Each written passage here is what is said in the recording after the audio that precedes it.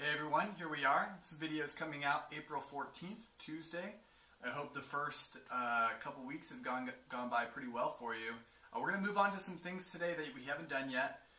Some areas that tend to be really troublesome for a lot of us, especially if you have neck or tight shoulders, and then if you have any knee issues, then these two self-myofascial release areas that I'm going to give you are going to be really helpful for those areas. So we're going to get straight into it, get into that self-myofascial release. Now the first area that we're going to do is the trap, okay? The trap is the upper part of the shoulder here, okay, that tends to get really tight if we're stressed out or if we're working on a computer a lot. If you notice with a lot of people, their shoulders will tend to creep up like this towards their ears. Now, generally speaking, that's not a good postural pattern. That's not something that we want to have happen with our upper body. What we want to have happen with our upper body is our shoulders are relaxed down and back away from our ears. But if you're really stressed, if you're not breathing properly, and you're doing a lot of crouching or hunching over a computer, then the shoulders will tend to creep up, and then neck problems arise, migraines can arise, headaches, things like that can really be problematic just because of tight shoulders. So this first one is really fantastic to do both before a workout, but especially before bed if you really need some help relaxing and calming down. So what you'll need is one ball. I'll also show you how to do it with like a double ball situation. So here I have my one ball. You can use a tennis ball, baseball, lacrosse ball, and you can also use a double ball. So I'll show you how to do that as well. But what you're going to do is you're going to lay on your back, and then you're going to put the ball just under that upper part of the shoulder and back. It's kind of upper back, top of the shoulder here. You'll notice that when I put it there, I'm actually not even going to put it all the way under. You can still see it. I'm just barely putting it under there, kind of wedging the ball in between the muscle and the floor, okay? Because what we do next is then going to compress the muscle even more. So what I'm going to do here is then lift my arm, and keeping my arm straight, I'm going to let my arm drop towards the ground right next to my ear. And then it's this dropping of the arm that really compresses the trap really well. And then you come back down. So you're just going to do this subtle movement with the arm going up and down like this for 2 minutes. So I'm going to start timing right now. Hopefully you got your ball with you and you're joining me with this. And as I'm doing this, I'm just going to try to relax, breathing in and out of my nose. Very slowly, not meant to be done fast. If you need to let your arm hang out here for a minute, not a minute, but a couple seconds at a time, that's cool too. You can leave it here. Go down. Come back up. You can also play with the direction that your head is turned. Maybe you turn it away from the ball. Or turn it towards. That'll switch it up a little bit too. So play with that.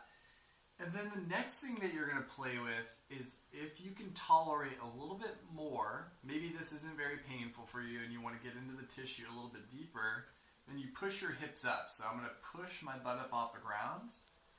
And as I do that, it's putting more weight going into my shoulder. And now I continue, and that gets real spicy for me. I'll continue with the arm motion, but keeping my hips up. And you probably don't want to do that right away. You probably want to wait a couple seconds and do it just like we did, where you ease yourself into it. I'm going to do about 30 more seconds. Now as you do this, you'll notice your legs start to get a little warmer, your body starts to get a little warmer because now you're holding an active position in the bridge. And that's okay, because we're about to work out, so you're going to get a little warmer. No particular form with this lower body stuff that I'm showing you yet. Okay, that was about 2 minutes for me. If you want to go a little longer, you can. Just press pause. Now I'm going to switch. I'm going to go to my left shoulder. Put it just barely under the trap, not too far down. If you go further down, You're still going to be in some trap, but you'll get into the rhomboid, which we're not doing yet today.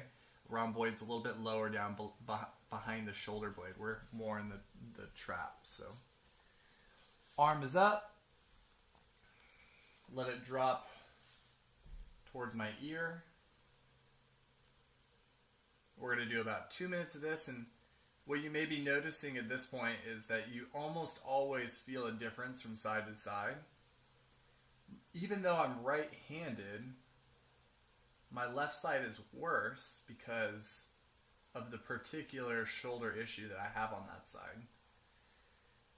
My shoulder tends to sink forward in the socket, and basically when that happens, the trap that we're working on right now will overcompensate and tighten to try to pull the shoulder back into the socket, which is not a bad thing, but you'll notice that the tissue can change or function in a different way than is typically intended, and that's evenly. Remember to breathe in and out of the nose. Really important for this self-myofascial release stuff.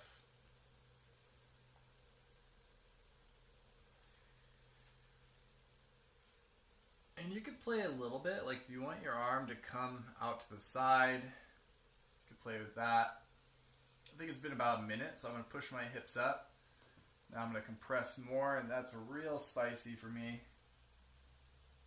Let that arm drop. I'm going to hang out here for a couple seconds, take a big breath.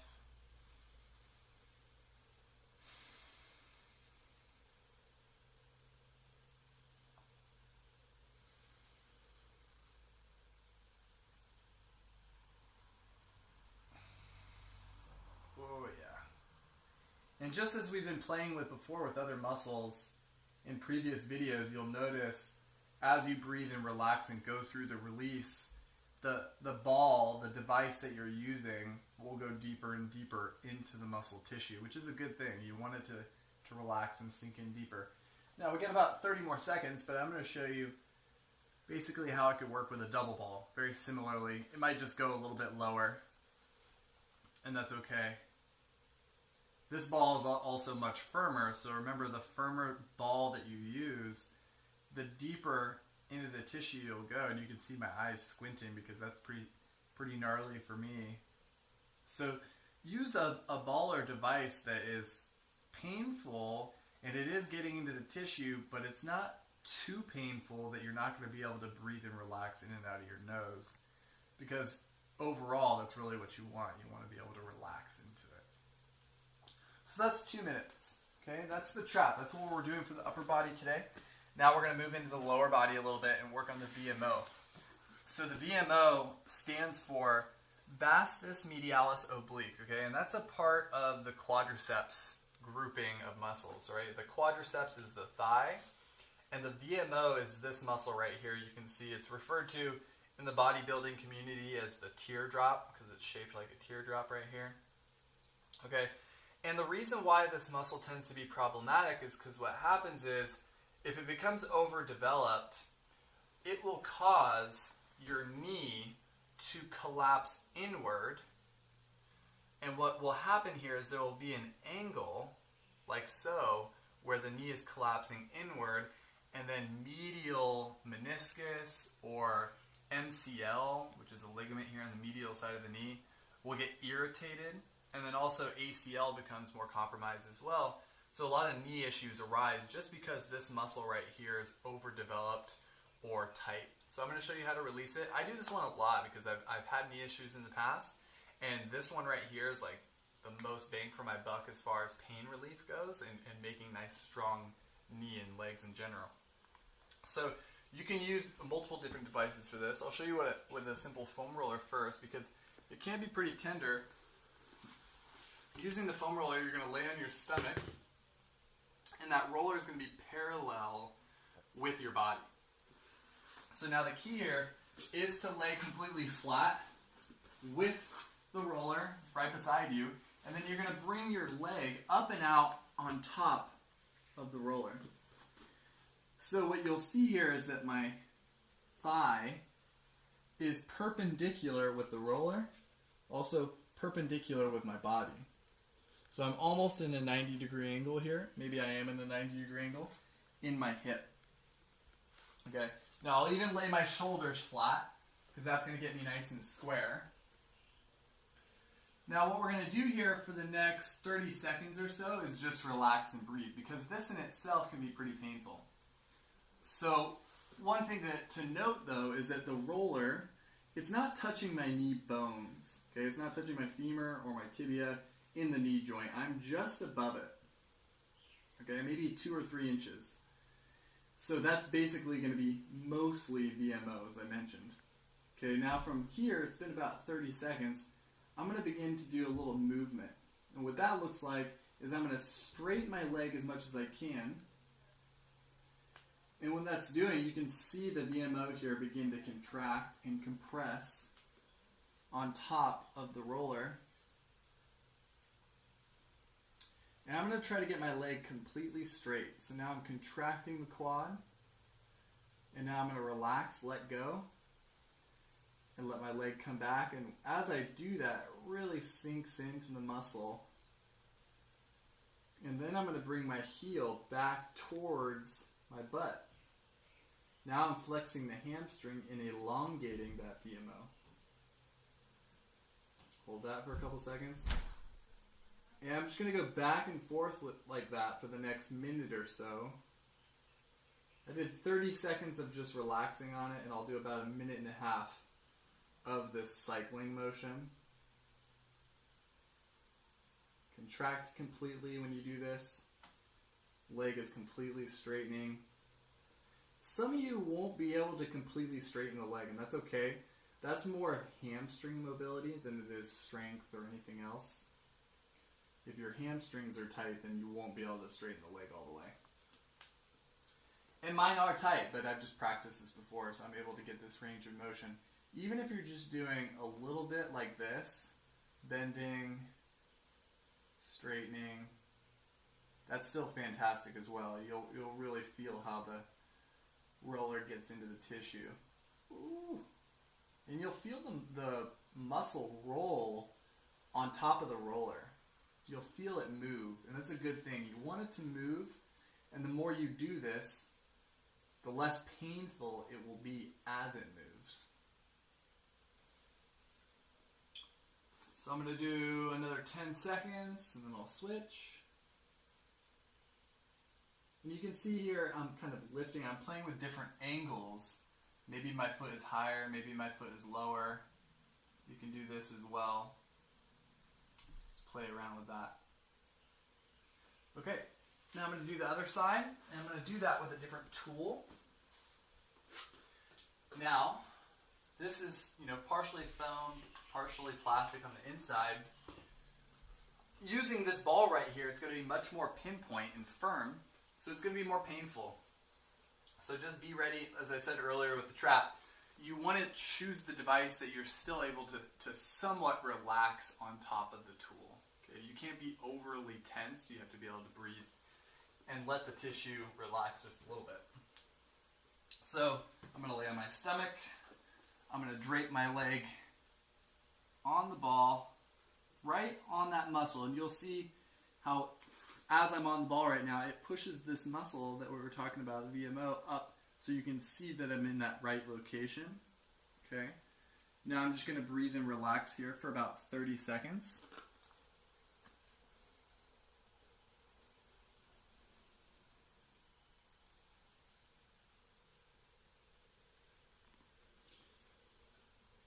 You do have to use some sort of ball or roller that's somewhat large enough to be able to lift the knee off the ground a bit. If I were using a small ball, my knee would just be too low to the ground, and it wouldn't work well enough. So there's certain locations that the size of the tool does matter.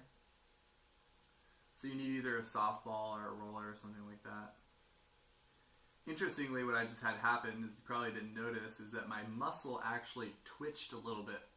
I haven't explained that yet as we've been going along in the videos, but what happens when you twitch in the muscle that we're working on is that's actually the fascia relaxing back to its normal length. So the twitching is a good sign that the brain is actually reacting to the stimulus of the rolling device, and it's allowing the muscle and fascia relax. So I've been doing that for at least 30 seconds now. Now I'm going to begin to go back and forth, and this is pretty painful for me. I did a workout the other day, so I'm pretty sore. So this would be right on the verge of too painful for me, but I'm going to act tough and tolerate it for you guys. But if you see me squinting or wincing, or groaning, then you know that I'm getting into it. So hopefully you're joining me. As I've said before, I'm not doing this just for my health. I'm doing it for you guys. I gotta remind myself too, try to breathe in and out of my nose.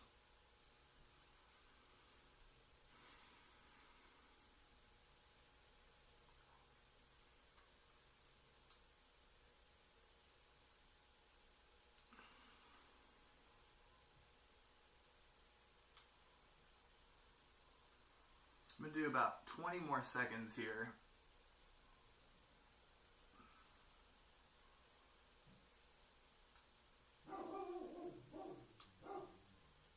Oh, what's that dog barking?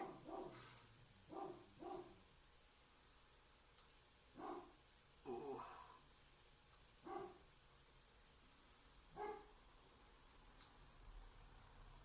Okay. All right. So we've done the tissue releases. Now we're going to get into the active stretching as we typically do in this first video. So the first one, we're going to do this interesting shoulder stretch. It's going to try to get neck and trap. Now the trap is literally the hardest muscle to try to stretch. It's almost not even possible, but this stretch is one of the closest ways that we can get to stretching it. And then we'll also do some stretches for the quads. So with this trap stretch, what you're going for, and we have done puppy dog pose before, which is a lead-in to this stretch. So get on your hands and knees like this, and then crawl your hands out in front of you a little bit. And then you're going to drop your chest down. Okay, now this is the puppy dog stretch that we did before where you're stretching your shoulders. Now what you're going to do is put one hand to the other side and through. Okay, so you reach your hands out, push your hips up and back, reach this hand through, and turn in that direction. Okay, so I'm facing this arm that is reached through, and this arm stays straight and tight as well. And I'm going to stay nice and long in my neck, so I'm thinking about staying not necessarily relaxed in my neck, but long, as I mentioned. You don't want to be totally loose in your neck. And then one thing I'm going to consider with this arm is I'm going to think about reaching it this direction as much as I can. And I'm also going to think about keeping this shoulder down away from my ear. So that's going to be hard for you guys to notice in the video, but what I'm thinking of is pulling it down away from my ear, and I'll show you that when I get to the other side. So now I'm going to take some big breaths here. I'm going to do this for about 90 seconds. There's a lot of things going on in this stretch. This is not just the trap, okay? I got low back, I got this shoulder stretching, I got my right shoulder stretching, which is this arm. I get a little thoracic spine because I'm slightly rotated.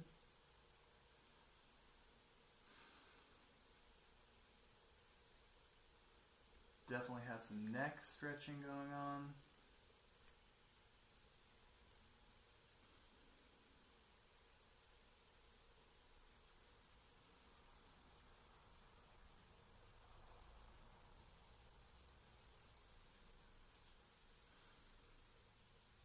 Do about 20 more seconds.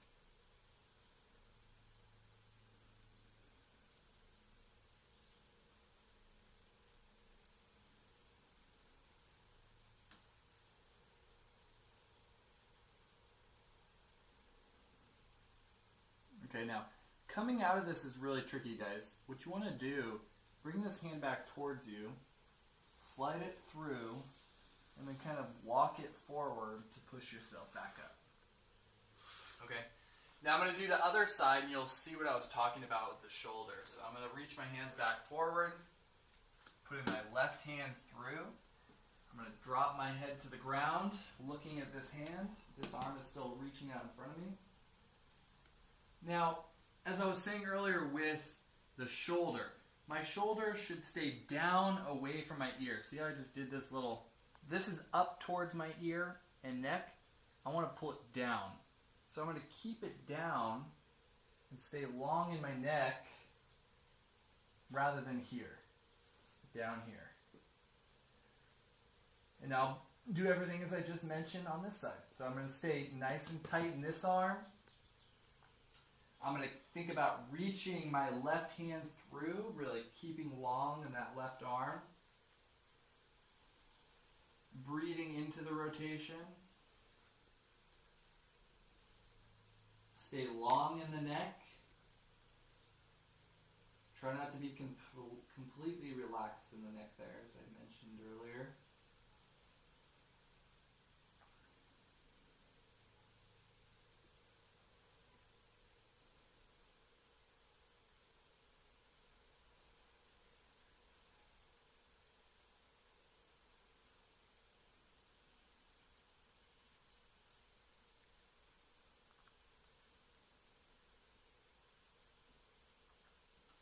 Don't forget to take those big breaths yourself. Really breathe into it. Relax.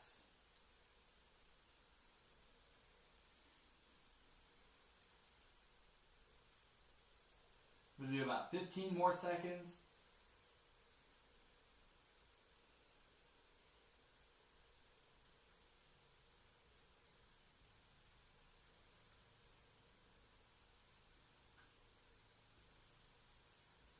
Okay, now as I said before, slide this arm through, bring it forward, and walk your way out of it. Okay, now the last thing that we're going to do in Tier 1 here is a stretch for the quads. Now, although this is a nice stretch for the quads, it also opens up hips, it also opens up the abdominal wall as well, and even some shoulders. So we have a lot of stuff going on here. Now, what you're going to do is, start by bowing. I'm actually in this tall kneeling position, as it's called. I'm going to widen my knees a little bit. Okay. Now, what you can see is that my toes can be tucked under my shin like this, and this is actually going to increase the stretch in the bottom of my foot, which is not a bad thing. That's great. Some of you will not be able to tolerate that if you have really tight feet, in which case you let your toes go down flat like that.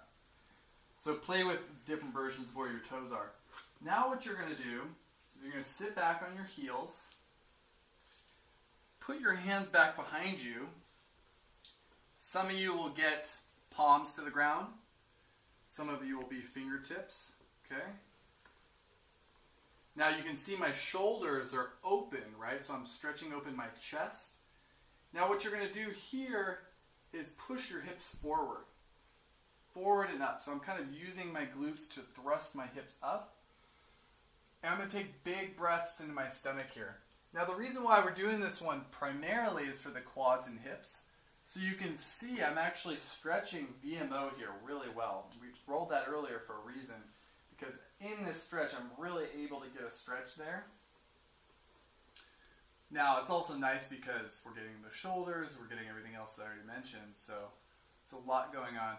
Now the neck can get tired here, so if you need to look forward, that'll be a little bit easier on the neck, but you can also look up to open the body more. And you do really want to consider and think about thrusting your hips up into the ceiling, and that'll make it nice and active. Your body's going to get real warm, and that's going to increase the quad stretch. And we're going to hold this one for about a minute, maybe 90 seconds. It's pretty tiring and active and hard on the neck, so that's up to you. If you have to slide out of it for a couple seconds, you can. And you can see I'm going to breathe deeply into my stomach. Full exhale.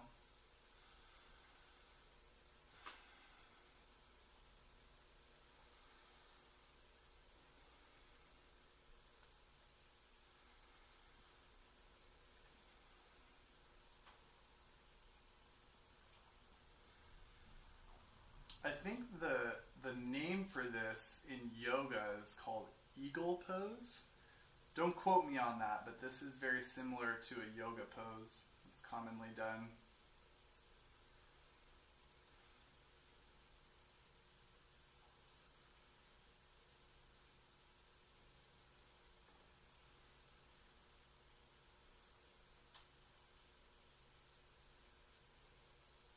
And of course, if you want to hang out in the stretch a little bit longer, guys, you can. So, and then to come out, walk your hands forward. Like so. That was pretty tough on my toes as well. So, if I were to go any longer than that, I would probably allow my toes to relax under. But that is tier 1. That is mobility, flexibility. Hope you guys enjoyed. Your body's feeling nice and open. Thanks for joining today. And if you're moving on to the next tiers, I'll see you shortly.